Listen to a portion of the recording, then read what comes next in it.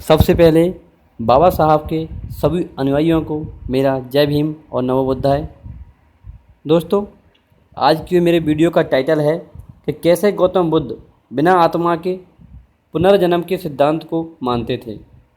दोस्तों, गौतम बुद्ध के समय ऐसे लोगों की कमी नहीं थी और आज भी ऐसे लोगों की कमी नहीं है जो गौतम बुद्ध पर यह दोषारोपण करते हैं कि गौतम बुद्ध दो परस्पर विरोधी सिद्धांतों को मानते हैं, क्योंकि वे एक तरफ आत्मा को नहीं मानते और दूसरी तरफ पुनर्जन्म को मानते हैं। आलोचक कहते हैं कि बिना आत्मा के पुनर्जन्म कैसे हो सकता है।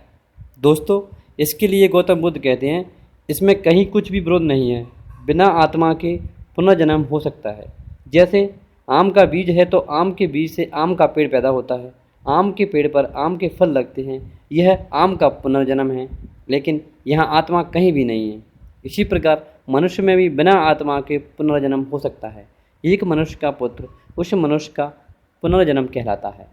तो इस प्रकार हम कह सकते हैं कि पुनर्जन्म के सिद्धांत को सामान्य तौर पर जिस अर्थ में लिया जाता है तथागत बुद्ध का पुनर्जन्म का सिद्धांत उससे बिल्कुल भिन्न है।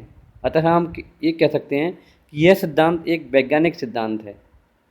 पुनर्जन्म के इस सिद्धांत का बौद्ध ग्रंथों में कई जगहों पर उल्लेख किया गया है, जैसे राजा मिलिंद के प्रश्न और बौद्ध भिक्षु नागसेन के उत्तर। इस वृत्तांत में बिल्कुल स्पष्ट रूप से इस सिद्धांत का समझाया है। तो चलिए इस वृत्तांत को देखते हैं।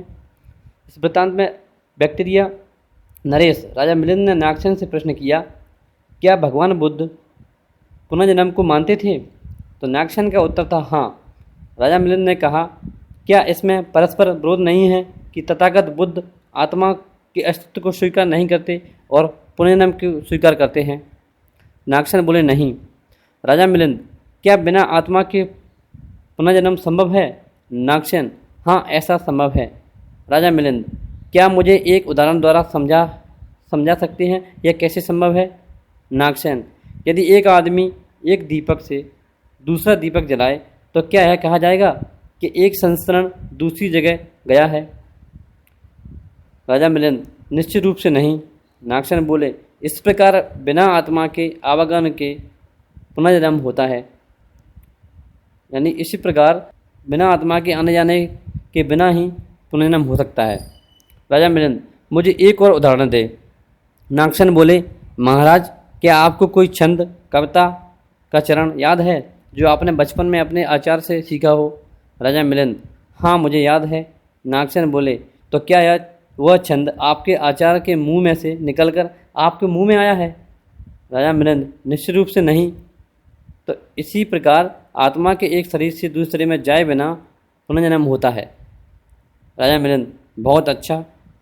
तो क्या आत्मा जैसी कोई चीज़ नहीं है?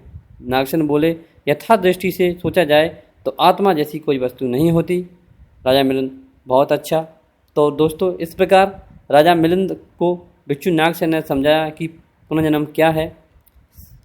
तो साथियों, इस वृत्तांत से हम समझ सकते हैं कि गौतम बुद्ध का सिद्धांत और ब्राह्मण ग्रंथ में जो दिए सिद्धांत पुनर्जन्म का दिया है वो उससे गौतम बुद्ध का सिद्धांत बिल्कुल अलग है। यह सिद्धांत एक वैज्ञानिक सिद्धांत है।